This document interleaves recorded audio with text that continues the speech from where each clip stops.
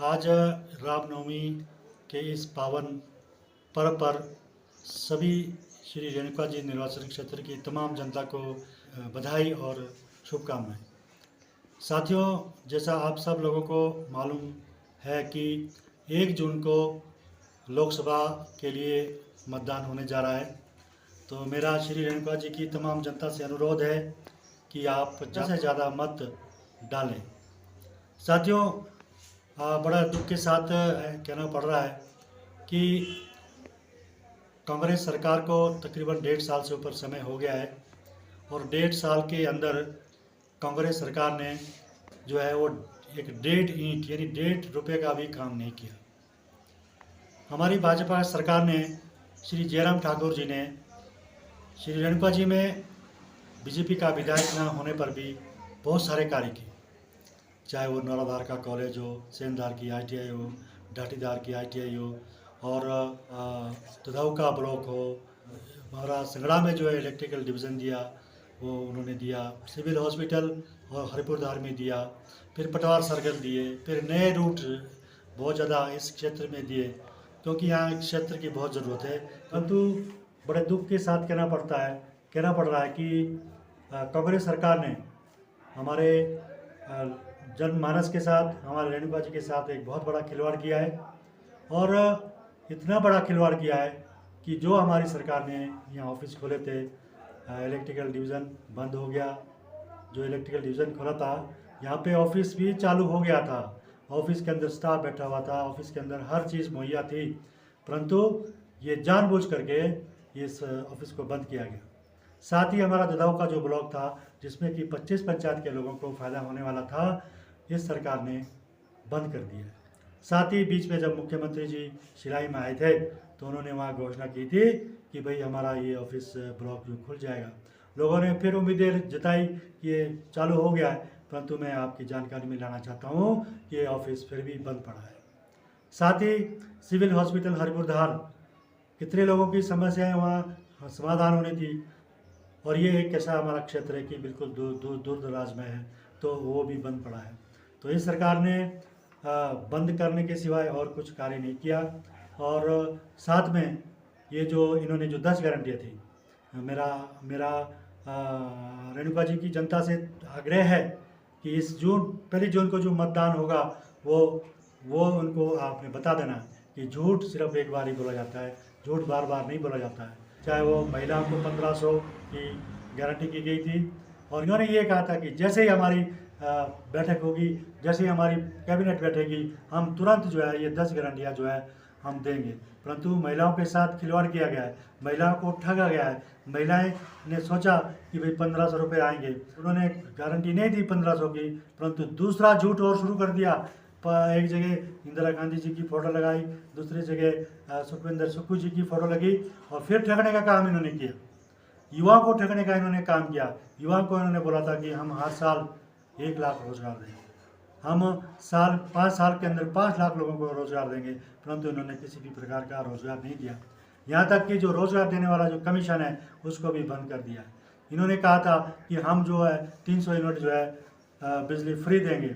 300 तो छोड़ो पर है, ऐसा व्यतीत हो रहा है, ऐसा पता लग रहा है कि ये 125 यूनिट के ऊपर भी गाज गिरने वाली है। इस पर भी पैसे जो है इसके भी जो है पर यूनिट बढ़ाने के ये मोड में है सरकार। फिर इन्होंने कहा था कि हम जो है 80 रुपये किलो गाय का दूध लेंगे, 100 रुपये किलो हम भैंस का दूध लेंगे। दूसरा उन्होंने बोला था कि भाई जो गोबर है हम जो है 2 रुपये किलो गोबर खरीदेंगे। और मेरी पूरी उम्मीद है श्री रेणुका जी की जनता के लिए कि इस बार मोदी जी को हमने तीसरी बार देश का प्रधानमंत्री बनाना है, क्योंकि आज हमारा राष्ट्र जो है 11वें नंबर से लेकर के 5वें नंबर पे आ गया है। आज हमारी अर्थव्यवस्था जो गारंटी है कि आने वाले समय में हमारा ये जो देश है वो 3रे नंबर पर पहुंचेगा। उनकी जो एक गारंटी जो उन्होंने दी है, पूरे भारतवर्ष के लोगों के लिए गारंटी दी है, पूरे भारतवर्ष के किसानों को गारंटी दी है कि ये जो 6,000 रुपये प्रति वर्ष जो है किसान के खाते में आते हैं, वो आगे वो ऐसे ही स्कीम आगे चलती रहेगी। 14 अप्रैल 2024 को डॉक्टर भीमराव अम्बेडकर जी के जयंती पर मोदी जी का गारंटी संकल्प पत्र पूरे देश की जनता के लिए दिया गया है। और इस गारंटी संकल्प पत्र में गरीब परिवार के लिए मोदी जी की जो गारंटी रही 2020 से लेकर के आज तक 80 करोड़ जनता को फ्री में राशन दिया जा रहा है।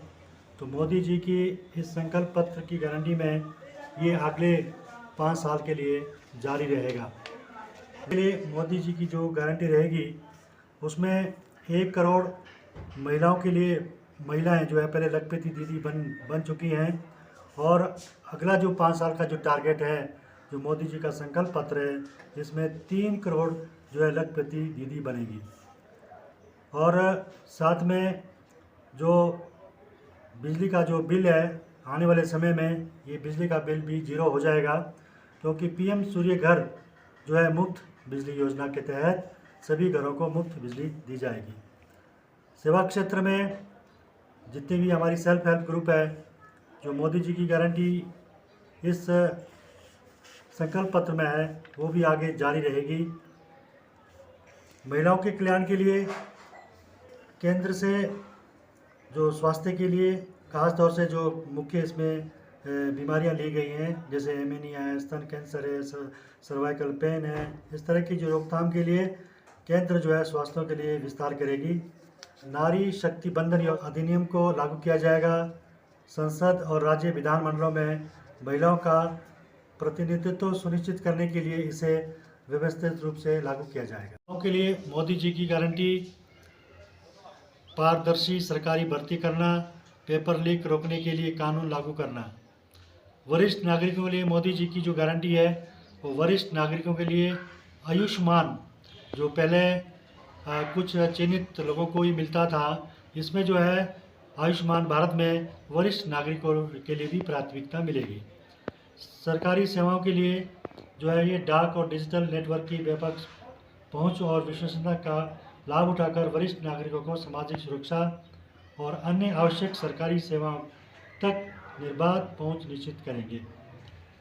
साथ ही साथ जो पीएम फसल बीमा योजना, इसको भी किसानों को लाभ मिलेगा। ये किसानों के लिए आगे और भी स्कीम ये काम करेगी। सबका साथ सबका विकास, इसमें जनजातीय समाज के स्वास्थ्य देखभाल के लिए केंद्रित दृष्टिकोण रखा जाएगा, और जनजातीय क्षेत्र में जो है स्वास्थ्य को लेकर के सभी प्रकार की सेवाएं जो है ना प्रदान की जाएंगी। ये मोदी जी का जो संकल्प पत्र है, ये इसमें हर वर्ग का ध्यान रखा गया है, चाहे युवा है, चाहे महिलाएं हैं, चाहे वरिष्ठ लोग हैं, सबको इसमें प्राथमिकता दी गई है। तो मेरा तमाम श्री रेणुका जी की जनता से अनुरोध है कि अब आप इनके झूठे वादे, इनके झूठे झांसे में न आए, इनकी झूठी बातों में न आए, और देश को आगे बढ़ाना है तो मोदी जी को लाना है। इन्हीं शब्दों के साथ एक बार पुनः आप लोगों का बहुत बहुत धन्यवाद। जय हिंद।